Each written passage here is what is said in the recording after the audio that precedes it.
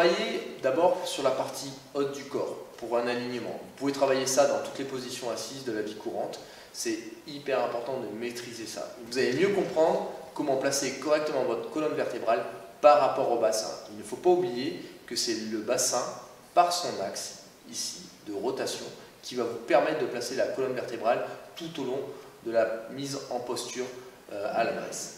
Donc, premièrement, on va mettre une main sur le thorax, une main sur le ventre. Ces deux mains n'ont pas le droit ni de se rapprocher, ni de s'éloigner pendant tout l'exercice. Elles doivent rester à la même distance. On va tourner autour du bassin vers l'avant. Vous allez sentir des tensions et un déséquilibre. On va tourner autour du bassin vers l'arrière. Vous allez sentir d'autres tensions et un autre déséquilibre. Alors, les gens sentiront plus devant, d'autres plus derrière. C'est dépendant de chacun. Maintenant, dans cette position-là, vous allez osciller jusqu'à trouver l'endroit où il y a un équilibre de tension entre l'avant et l'arrière. Et une fois que vous avez trouvé cet équilibre, vous êtes dans votre posture alignée. Ok, maintenant pour travailler la partie basse du corps, je vais vous apprendre surtout à mieux percevoir le sol et à mieux prendre en compte ce qui va se passer au niveau de votre pied. D'accord? N'oubliez pas, 80% de vos récepteurs au niveau proprioceptif sont dans la sole plantaire.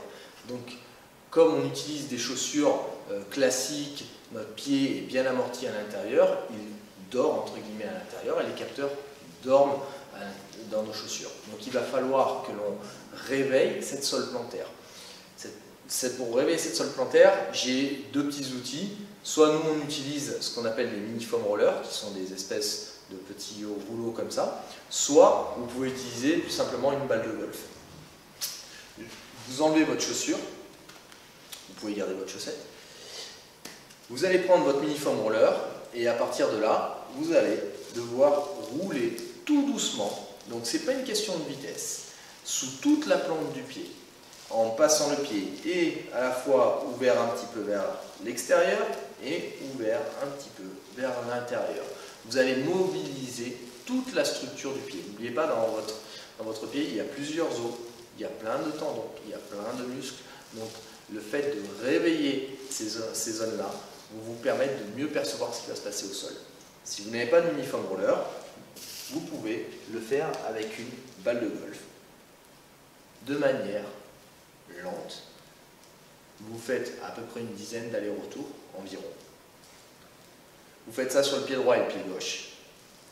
Et une fois que vous avez fait ça, vous pouvez remettre vos chaussures et retenter de vous mettre en position d'adresse. À partir de ce moment-là, comme vos capteurs sont réveillés, vous allez tout de suite sentir que votre pied va être beaucoup plus au sol. Et vous allez pouvoir maintenant percevoir où se place votre centre de gravité et où se place votre poids par rapport à vos pieds.